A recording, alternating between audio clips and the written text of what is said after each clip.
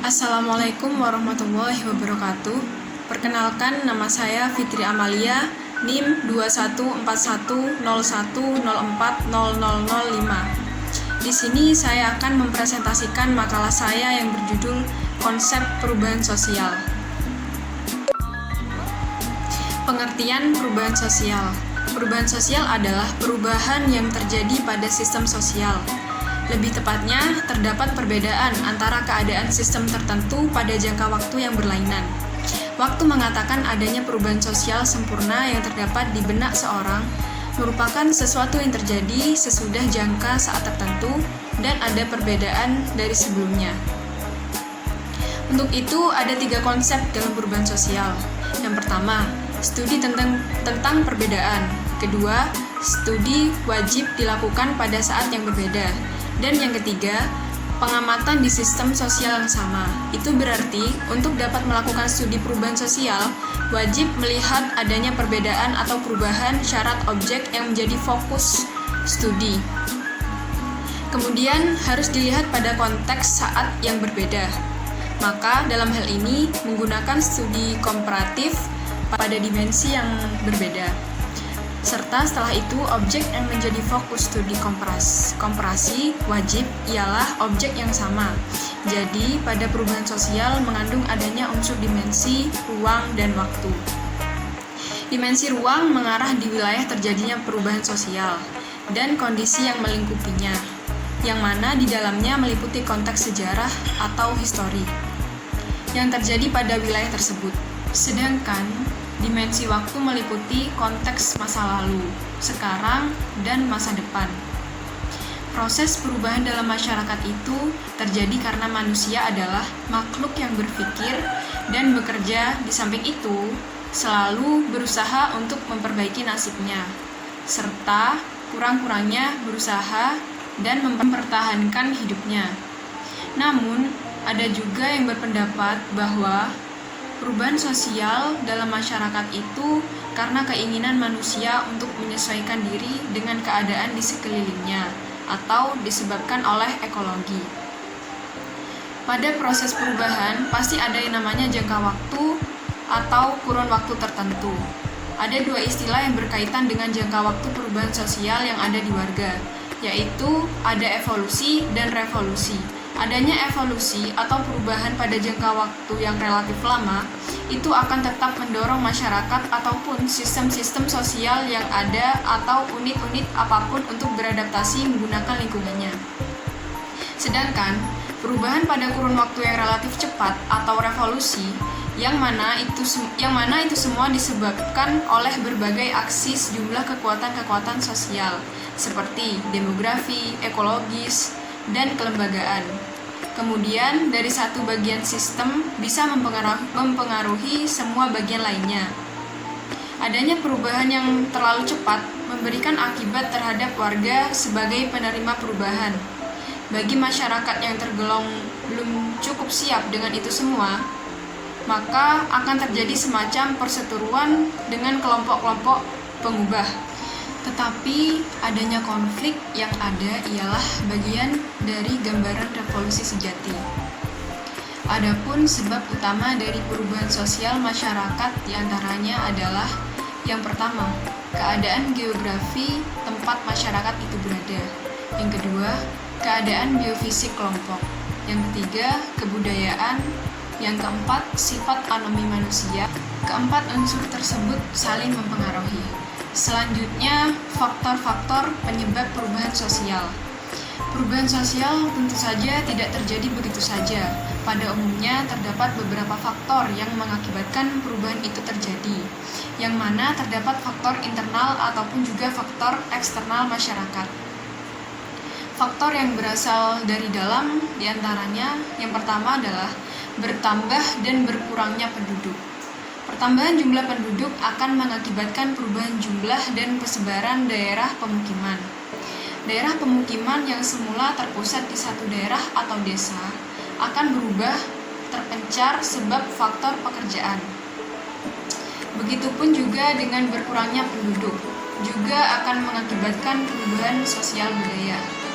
Yang kedua, adanya penemuan-penemuan baru. Misalnya saja teknologi, yang mana bisa mengubah cara berinteraksi individu dengan orang lain. Menggunakan teknologi juga mampu menggantikan tenaga manusia pada kegiatan produksi di sektor industri. Sebab dengan menggunakan teknologi bisa lebih efektif dan efisien dalam pengerjaannya.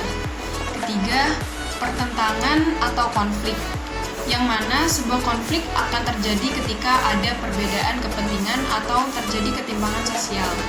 Hal ini disebabkan karena setiap individu memiliki kemampuan yang tidak sama dalam meraih sumber daya yang ada. Yang keempat, terjadinya pemberontakan atau revolusi. Hal ini masih berkaitan erat dengan faktor sebelumnya, yaitu konflik sosial. Dengan adanya pemberontakan, tentunya akan melahirkan banyak sekali perubahan. Sebab, pihak pemberontak akan memaksakan tuntutannya, yang mengakibatkan lumpuhnya aktivitas ekonomi, pergantian kekuasaan, dan sebagainya.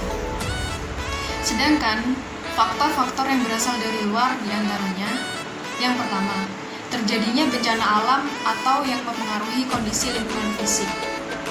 Kondisi ini kadang memaksa warga atau suatu wilayah untuk mengungsi. Dan ketika warga tadi mendiami tempat tinggal yang baru, maka mereka juga harus beradaptasi dengan keadaan alam dan lingkungan yang baru itu. Selain itu, adanya pembangunan sarana fisik juga sangat mempengaruhi perubahan aktivitas masyarakat. Yang kedua, peperangan. Hal itu dapat memicu terjadinya perubahan sosial, karena pihak yang menang biasanya akan dapat memaksakan ideologinya dan kebudayaannya kepada pihak yang kalah. Yang ketiga, adanya pengaruh dari kebudayaan masyarakat lain. Jika pengaruh dari kebudayaan lain bisa diterima tanpa paksaan, maka disebut demonstration effect. Jika saling menolak, disebut cultural animosity. Jika suatu kebudayaan memiliki tingkat yang lebih tinggi dari kebudayaan lain, maka akan ada proses imitasi yang semakin lama akan menggeser unsur-unsur kebudayaan asing. Ada pula faktor yang mempercepat terjadinya perubahan sosial. Yang pertama, hubungan dengan budaya lain. Yang kedua, sistem pendidikan formal yang maju. Pendidikan ialah salah satu faktor yang dapat mengukur tingkat kemajuan sebuah masyarakat. Pendidikan telah membuka pikiran dan membiasakan berpola pikir ilmiah, rasional, dan objektif. Hal itulah yang akan memberikan kemampuan manusia untuk menilai apakah kebudayaan masyarakat mampu memenuhi tuntutan perkembangan zaman dan memerlukan sebuah perubahan atau tidak. Yang ketiga, sikap menghargai hasil karya orang lain dan keinginan untuk maju. Yang keempat, adanya toleransi terhadap perbuatan-perbuatan yang menyimpang. Yang kelima, sistem stratifikasi masyarakat yang terbuka atau open stratification. Yang keenam, penduduk yang heterogen. Dengan latar belakang budaya ras serta ideologi yang berbeda, akan mudah terjadi pertentangan yang dapat menimbulkan kegoncangan sosial. Dengan keadaan tersebut, akan mempercepat perubahan sosial. Yang ketujuh, ketidakpuasan masyarakat terhadap bidang-bidang tertentu. Yang kedelapan, adanya orientasi masa depan. Kondisi yang senantiasa berubah merangsang orang untuk mengikuti atau menyesuaikan dengan perubahan. Pemikiran yang selalu berorientasi masa depan akan membuat masyarakat selalu berpikir maju dan mendorong terciptanya penemuan-penemuan baru yang disesuaikan dengan perkembangan dan tuntutan zaman. Yang kesembilan, adanya nilai bahwa manusia harus selalu berusaha untuk memperbaiki kehidupannya. Usaha merupakan keharusan bagi manusia dalam upaya memenuhi kebutuhannya. Usaha merupakan keharusan bagi manusia dalam upaya memenuhi kebutuhannya yang tidak terbatas dengan menggunakan sumber daya yang terbatas. Selanjutnya, ada faktor penghambat perubahan sosial. Di antaranya, yang pertama, kurangnya hubungan hubungan dengan masyarakat lain. Kehidupan terasing menyebabkan sebuah masyarakat tidak mengetahui perkembangan apa yang terjadi pada masyarakat lain yang mungkin akan memperkaya kebudayaannya sendiri. Hal itu juga menyebabkan bahwa para warga masyarakat terkungkung pola-pola pemikirannya oleh tradisi. Yang kedua, adanya perkembangan ilmu pengetahuan yang terlambat. Yang ketiga, sikap masyarakat sangat tradisional. Suatu sikap yang mengagung-agungkan tradisi dan masa lampau, serta anggapan bahwa tradisi secara mutlak tak dapat diubah. Yang keempat, adat atau kebiasaan, yang mana itu merupakan pola-pola perilaku bagi anggota masyarakat di dalam memenuhi segala kebutuhan pokoknya. Adat atau kebiasaan ini mencakup bidang kepercayaan, sistem mata pencaharian, dan sebagainya. Selanjutnya, ciri-ciri akibat proses perubahan sosial, yang mana bahwa tidak ada masyarakat yang berhenti perkembangannya, karena setiap masyarakat mengalami perubahan yang terjadi secara lambat atau cepat. Perubahan yang terjadi secara cepat biasanya akan mengakibatkan disorganisasi, sebab pada masyarakat terdapat proses penyesuaian diri atau adaptasi. Tetapi adanya disorganisasi tersebut diikuti oleh proses reorganisasi yang akan menghasilkan pemantapan kaidah-kaidah dan nilai yang baru. Suatu perubahan tidak dapat dibatasi pada aspek kebendaan atau spiritual saja, sebab keduanya memiliki kaitan timbal balik yang kuat. Untuk perubahan yang terjadi di lembaga kemasyarakatan tertentu akan diikuti oleh perubahan di lembaga sosial yang lain. Selanjutnya, materi yang kedua yaitu konsep dan teori perubahan sosial. Pengertian konsep perubahan sosial berawal dari berbagai konsep-konsep perubahan sosial yang dikemukakan oleh para ahli. Diuraikan makna dari esensi perubahan sosial. Perubahan sosial merupakan fenomena kehidupan yang dialami oleh setiap masyarakat kapan saja dan di mana saja.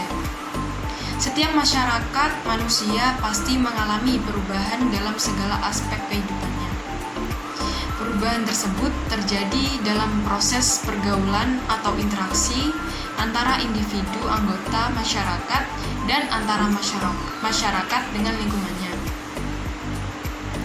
Jika Anda membandingkan hidup Anda hari ini dengan beberapa tahun atau dekade yang lalu, Anda pasti akan merasakan perubahannya. Baik dalam tata cara pergaulan antar sesama anggota masyarakat sehari-hari, dalam cara berpakaian, dalam kehidupan keluarga, dan dalam kegiatan ekonomi atau mata pencaharian, dalam kehidupan beragama, dan sebagainya. Semua yang Anda rasakan itu juga dirasakan oleh orang atau masyarakat yang lain. Yang berbeda adalah kecepatan atau laju terjadinya perubahan itu. Demikian pula cakupan aspek kehidupan masyarakat atau magnitude perubahan yang dimaksud. Sebagai suatu fokus dalam ilmu sosial, khususnya sosiologi, para ahli sudah memberikan beberapa pengertian konseptual mengenai apa yang disebut dengan perubahan sosial. Beberapa pengertian yang dikemukakan oleh para ahli tersebut dapat diuraikan sebagai berikut. Yang pertama, William F. Ogburn.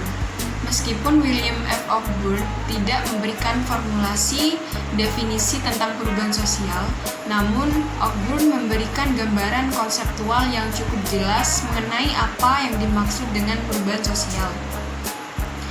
Ogburn mengemukakan bahwa ruang lingkup perubahan sosial mencakup unsur-unsur kebudayaan, baik yang bersifat material maupun imaterial, dengan menekankan pada adanya pengaruh yang lebih besar pada unsur kebudayaan material daripada unsur yang imaterial.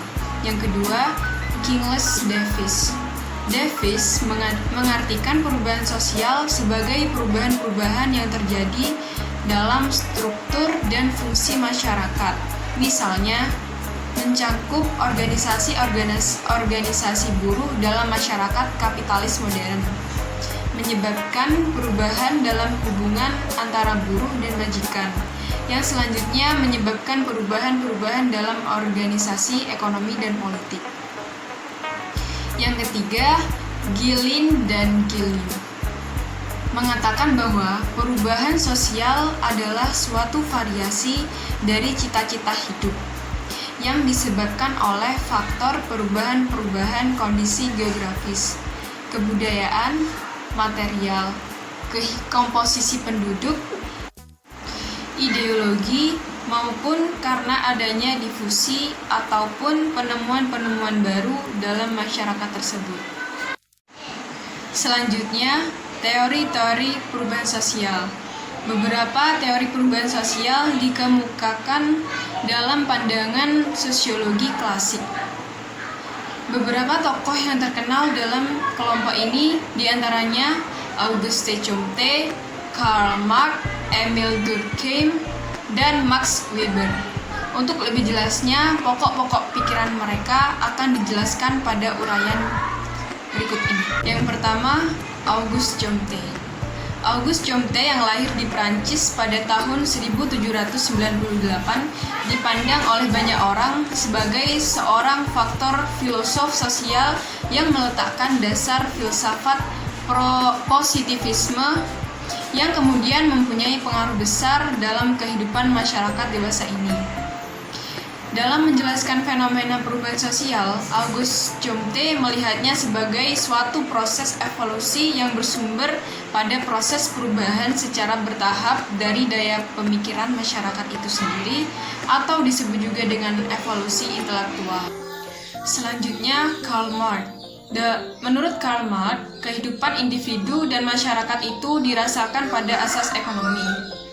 Ini berarti bahwa lembaga atau institusi-institusi politik, pendidikan, agama, ilmu pengetahuan, seni, keluarga, dan sebagainya sangatlah bergantung pada tersedianya sumber-sumber ekonomi untuk perkembangannya.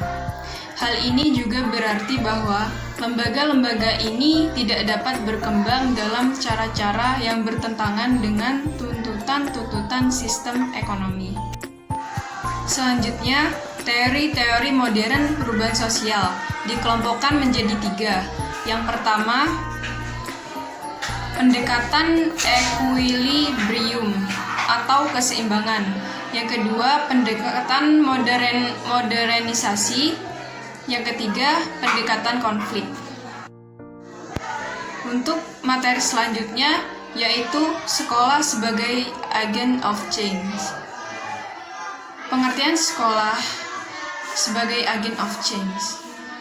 Dalam lembaga pendidikan, di sekolah guru merupakan panglima utama yang bertugas membawa perubahan peserta didik yang pada awalnya tidak tahu menjadi tahu, dan hasil proses kegiatan belajar dan mengajar serta penerapan nilai-nilai positif, baik secara privat maupun publik yang dilaksanakan secara profesional.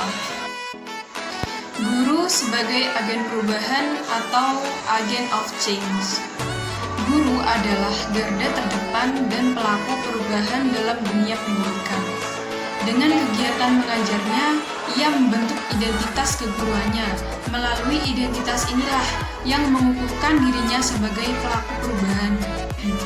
Kegiatan mendidik, mengajar, dan melatih yang dilakukan guru di sekolah akan memberikan perubahan dalam diri siswanya yang akan berguna bagi hidupnya mengatasi batas-batas kelas.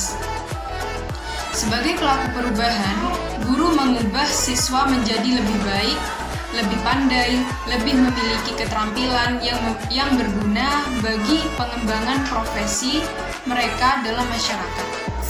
Guru membuat siswa memahami persoalan dengan lebih jernih sehingga mampu membuat keputusan dan bertindak secara tepat dan bertanggung jawab dalam hidup mereka.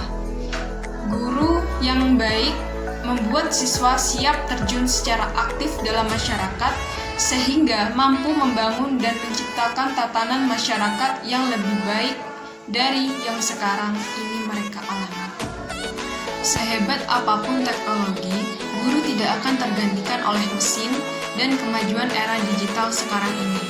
Guru membentuk karakter anak bangsa dengan budi pekerti, tanggung jawab, dan nilai-nilai kebaikan lainnya.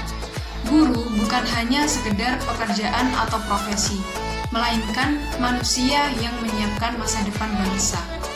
Sebagai agen perubahan, sangat banyak yang harus diubah oleh seorang guru di sekolah. Selain mengubah sikap dan menambah ilmu pengetahuan, mereka juga mengubah dan membimbing setiap siswa yang diajarkannya menjadi sosok yang berkepribadian positif dan unggul. Selanjutnya, strategi meningkatkan peran guru sebagai agen perubahan atau agent of change.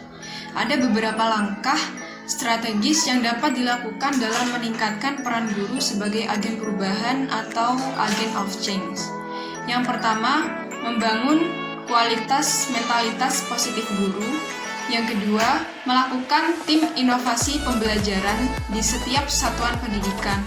Guru dilibatkan secara aktif, kreatif dalam mengembangkan kemampuan profesionalnya. Yang ketiga, membangun mentalitas kerjasama sebagai teamwork yang kokoh. Semua guru pada satuan pendidikan dalam proses layanan pendidikan harus menyatu bagaikan satu bangunan kokoh atau kesatuan sistem.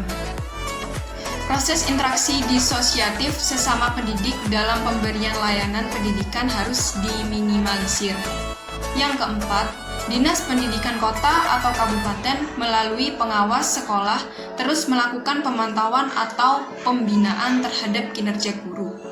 Yang kelima, meningkatkan kualitas sarana prasarana pembelajaran di sekolah dan meningkatkan kesejahteraan guru. Karena ketersediaan sarana dan prasarana pembelajaran secara baik akan mampu meningkatkan kualitas proses pembelajaran siswa di sekolah. Itu tadi penjelasan tentang konsep perubahan sosial dari makalah saya. Kurang lebihnya mohon maaf. Terima kasih. Wassalamualaikum warahmatullahi wabarakatuh.